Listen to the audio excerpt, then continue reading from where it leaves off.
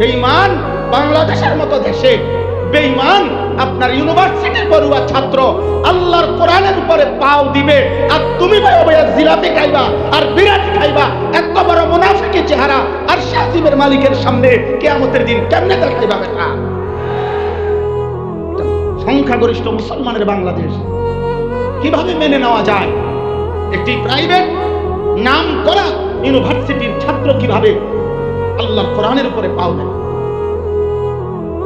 এত বড় মিথ্যাবাদী, যেগুলো বলছে পাগল হে পাগল, ওরা 14 গোষ্ঠী পাগল বেটা। তোরা পাগল, ওই বেঈমান পাগল না। ওই বেঈমান বেঈমানের এজেন্ট হয়ে আল্লাহর দ্বীনকে অপমানের জন্য এটা করেছে। পাগল কেমনে প্রাইভেট ইউনিভার্সিটি পড়ে? দেখি প্রাইমারি স্কুল পাইছে। এজন্য যুবক মুসলমানের নওজোয়ান মনে রাখো, বেঈমান বারবার টোকা দেয়, বারবার টোকা দেয়।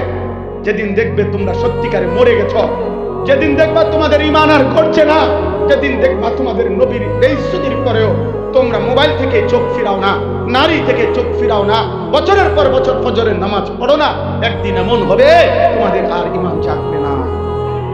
সেদিন দুশমন চূড়ান্ত হামলা করে ধ্বংস করবে।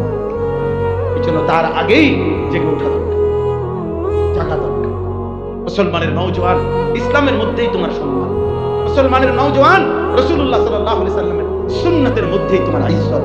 ওই চুল বেঈমানের মতো রাখো না, তোমার নবীর মতো রাখো। ইনশাআল্লাহ দুনিয়াও দামি হবে, আখিরাতেও দামি।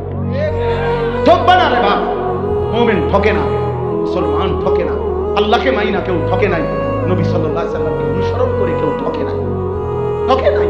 কোন আউলিয়া, কোন আল্লাহ প্রিয় বান্দাই পৃথিবীতে বেইজ্জতি হয় নাই। প্রত্যেক যুগে কাফের, মুশরিক, মুনাফিক, বিদআতি, নবীর দুশমন, আল্লাহর দুশমনরাই হর জামানায় ফেরাউন পর্যন্ত পৌঁছে গেলেও বেইজ্জতি হয়েছে, লাঞ্ছিত হয়েছে।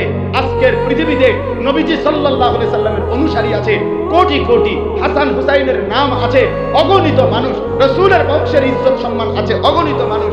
কিন্তু ফেরাউন নামে, নমরুদ নামে, আবু জাহেল নামে, আবু লাহাব নামে কুত্তার নামও নাই, কুত্তার নামও নাই, কুত্তার নাম। মুহাম্মদ আরবি সাল্লাল্লাহু আলাইহি সাল্লামের বিরোধিতাকারীর নাম কেউ কুত্তার নামও রাখে না।